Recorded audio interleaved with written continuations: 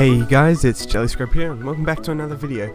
So, I believe it was late last night, well, for Australian time, War Thunder updated to 1.53 Firestorm. You see, up here, may update 1.53 Firestorm, and that's exactly what we're going to be doing. So let's get straight into it.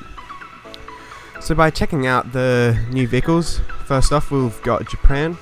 Nothing new much for Japan, just one premium plane over here, A7M1 NK9H. So that is 2,190 Golden Eagles. Head over to Britain.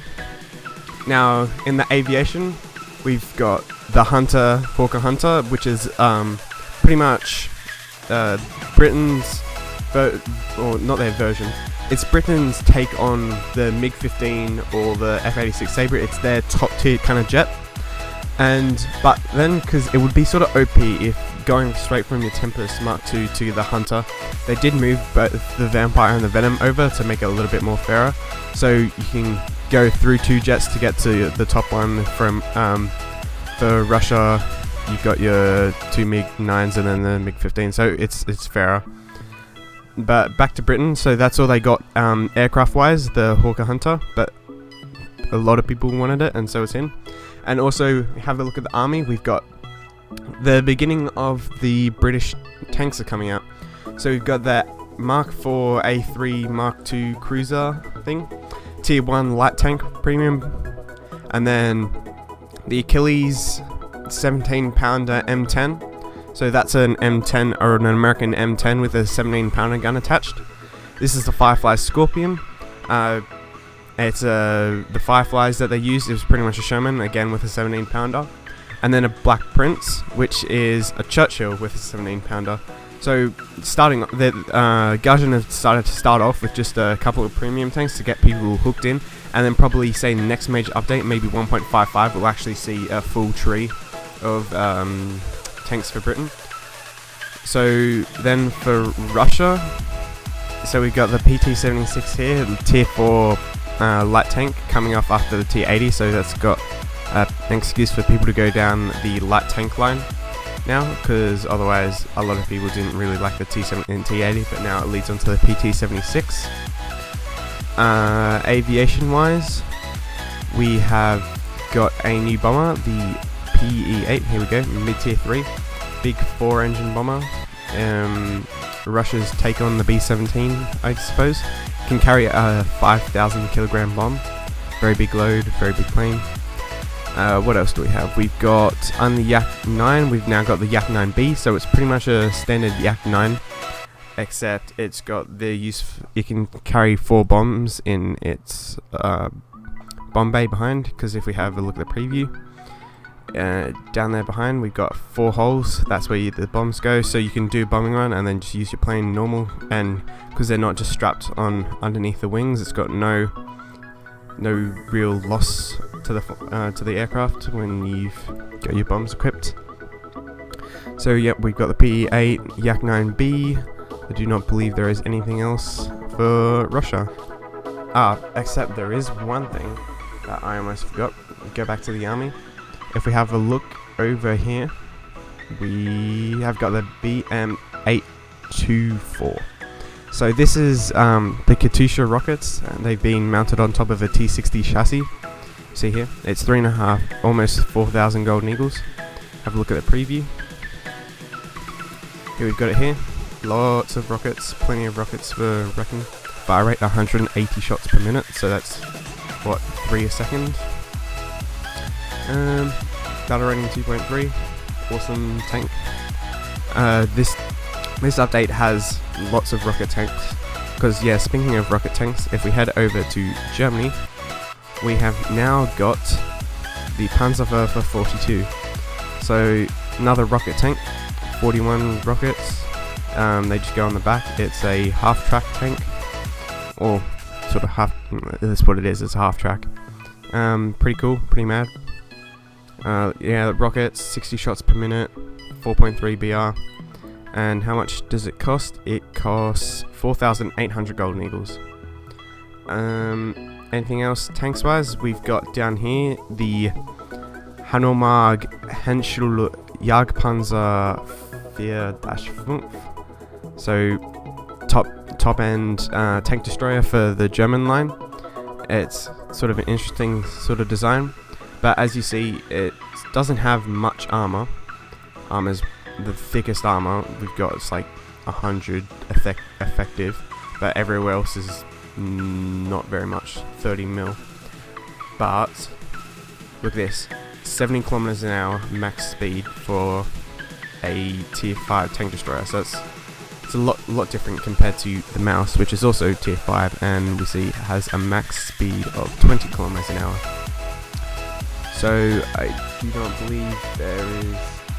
Oh, there will be a for Germany only for a limited time only. The E100, which is sort of a take on the Maus. It's got like a Maus turret, but on a slightly different chassis. So that's only going to be out for a limited time. It's not out at the moment, for specials in the future. Aviation wise, we have got the new BF-109 E4. So we've got it here. 2 20mm cannons and 2 7.92mm machine guns at a BR of 2.7. It's very good. Only 9,200 research. You do have to go through the E1 and the E3, but if you've already got them, it's going to be pretty cool. Yeah, pretty mad plane. So we've got that. Then we've also got for Germany, there's going to be an E7, which is a later variant, but it's going to be similar to the E100, how it is only going to be for special events in the future. Now, the 109, as Taco Source likes to say, is the best plane in the game. We've now got a new plane before that, which is the DOE 17 Z7. So this has got a 120mm machine gun and 120mm cannon and 3 7.92 machine guns. So it's sort of your heavy, as it says, heavy fighter, strike fighter. Very low BR, only 1.7. And then we've also got another DOE 17 to go here. The Z2, which is one slightly after the E1, just a new sort of light to medium bomber. Finishing up with America, we have got for planes, we have got the TBD-1 Devastator. It's a dive bomber / naval bomber for America. So very early war plane. I love the camera scheme with all the yellow and red. Very lovely. But as you can see, lots and lots of bombs. Actually, what is the load that this thing can take? If you got, for it being late T1, you can carry 12 100s or torps or 6 100s and 2 500s. So very good load for being such an early aircraft. And then after the 2B SB2C1C, we've got the SB2C4, which is a later Helldiver. Moved into tier 3, pushed forward the PBJs a little bit. So here we've got it here. Got it here. Just pretty much another Helldiver, just better in every way, I guess. And now we've also got a whack ton of more P-38s. Now I love the P-38 because it's one of the few aircraft in America that actually has a cannon. Like pretty much all the way from your P-36s all the way up to your second Sabre, you're still using Browning machine guns. Like, you got lots of ammo and stuff, but it's not like you've got your cannons on pretty much every other country. So I always love flying out my P-38 because it's got this cannon. So they've added 3 more like stock into the game and 1 more which is going to be in the future, like the, again, limited time only, which is the P-38K. That's going to be a special time only. But now we've got before the P-38G, we've got the P-38. So just one before that. So that any newcomers to the game, this will be the first one they will get. The G was already in the game. And now a lot later as well, before we hit into the P-51s, after the P-63s, we've got 2 more. We've got the P-38J and then the P-38L. So a lot later war P-38s, which I really enjoy. Heading over to the army, we have got tier 5 light tank. So we've got the T-92 with a max speed of, 57 kilometers an hour. So this is going to be pretty cool, I believe. If I ever eventually get to it, I'll get around to making a video to it. not thick armor at all, like the new tank destroyer, but it's got the Jagdpanzer for Germany. It's paper thin, but very quick, very nimble, and yeah, see how the community will like it. And we've also got, as a filler in error, as you could say, because the M4A376W, that was a 5.3, and then you went straight to the M26, which is a 6.7. So that's a BR of like 1.4, 1.3, as it would be a jump, like pretty big jump. So they decided to put in the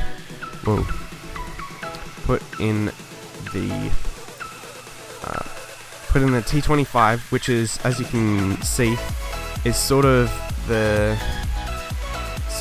I believe it was prototype, but it's sort of got the Pershing turret on it, but the body of a different sort of tank. So it's a filler in it. It's a gap filler, but I think it will be a pretty good tank. Now we've also got, for America, because they already had the Calliope, because one rocket tank wasn't enough, we've got the P26 T99. The M26 T99, so it's a Pershing, just like the one that's stock in the game, but you've got rockets to it. But the thing is, the catch is, because it's such a good tank, and it's got rockets, so you need to pay almost 10,000 Golden Eagles for your Calliope, which is not exactly cheap, I believe around $80 or something. Then you have to get that before you can even get your M26 T99. So to get that rocket tank, you need this rocket tank first. So that is a lot of Golden Eagles just if you want to play the M26 T99. So yeah, so that pretty much wraps up all of the planes and tanks in the game. Now, as you might have seen, there's also been a new graphics update. We'll put up some pictures here. So say if we look at our B29, look at that. It was like pure white in the last update, but they've got a new engine in, the Decor engine 4.0. So it's got lots new like reflections on their metal, so we can see that here. Turn that off. So yeah, as you can see, changes color, there's a lot more reflective, and it's very cool. Other than that, we've got some new maps. We've got Stalingrad map, Advanced the Rhine map, yeah, some new maps. And then we've also got a new water rendering feature, so you'll see, and it says it's made by NVIDIA GameWorks, but you will be able to use it on AMD, because I'm currently running an AMD, and I was testing it just before making this video, and it does indeed work. And what I find interesting about it though is, you know, there is a reason why they have been working on the water effects, is because, you know, where's the R? I believe it's the R, maybe it's the A. In the War Thunder logo itself, we've got the ships coming soon, so they started getting the water works ready for ships coming out soon. So new maps, and yeah, so that's basically 1.53 Firestorm in a nutshell. So yeah, thank you guys for watching this video, and I'll see you all in the next one. Peace.